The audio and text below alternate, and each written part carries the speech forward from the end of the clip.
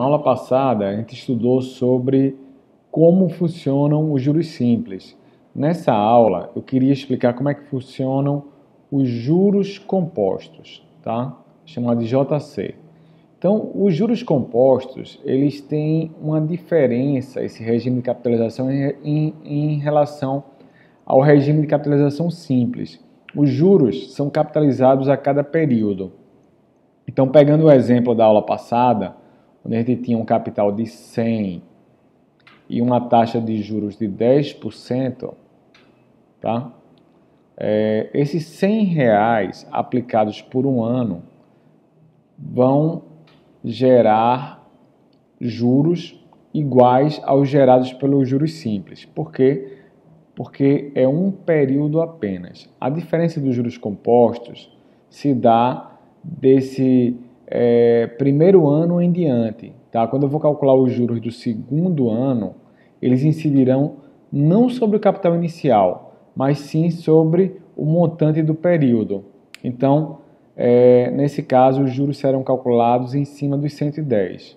E quanto é que é 10% de 110? Então, lembrando, pessoal, algumas pessoas têm uma certa dificuldade ou até não lembram desse conteúdo de matemática financeira, mas o cálculo é o seguinte, 10% quer dizer 10 por 100, 10 dividido por 100, ou, nesse caso aqui, cortando os zeros, 0,1. Então, 10% de 100 é 0,1 vezes 100. E 10% de 110 é 0,1 vezes 110, que nesse caso aqui é 11.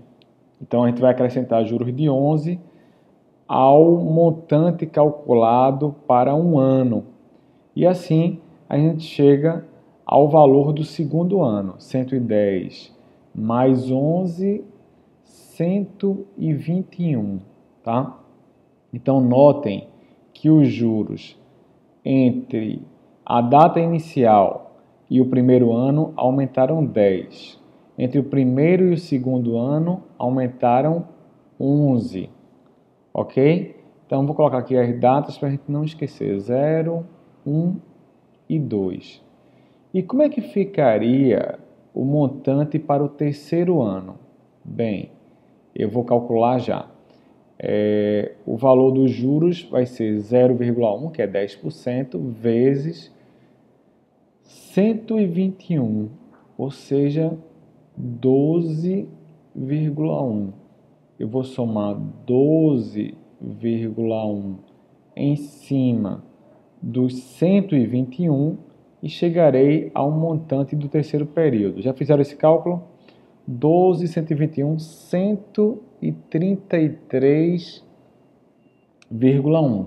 Esse é o montante para o terceiro período.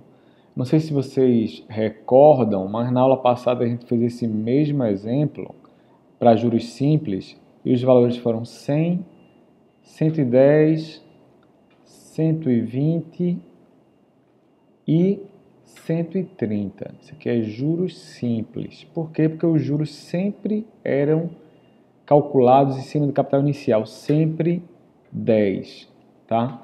Nos juros compostos, os juros são capitalizados a cada período e isso gera um efeito bola de neve. Aumentou o montante, aumentou os juros. Aumentou o montante, aumentou os juros. Por isso que no longo prazo, o valor dos juros compostos é superior ao valor dos juros simples, tá? Agora, para quem vai fazer prova de certificação, no caso, a prova da Anbima CPA 10, cai uma questão bastante interessante. Eu queria passar para vocês, tá? Se a gente colocar nesse eixo aqui o montante, tá?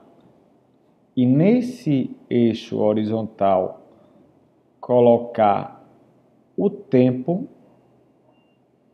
tá? Eu vou ter o seguinte desenho para os juros simples. Eu já mostrei para vocês, tá? Os juros simples seguem uma linha reta. Já os juros compostos, a gente está trabalhando aqui nessa aula, ele tem um efeito diferente, ele é exponencial, ele aumenta a cada período. Tanto é que a gente vai ver depois que a sua fórmula tem uma potência, tá? Então, ele aumenta no longo prazo mais do que os juros simples. Então, o desenho dele é uma curva. Essa curva vai subindo, subindo, está muito mal desenhada aqui, sou péssimo desenhista, mas o fato é que os juros compostos, eles geram um montante muito maior do que os juros simples no longo prazo, tá? Quando eu tenho um período igual a 1, tá? No caso, a taxa está 1 ano, eu tenho aqui 1 ano.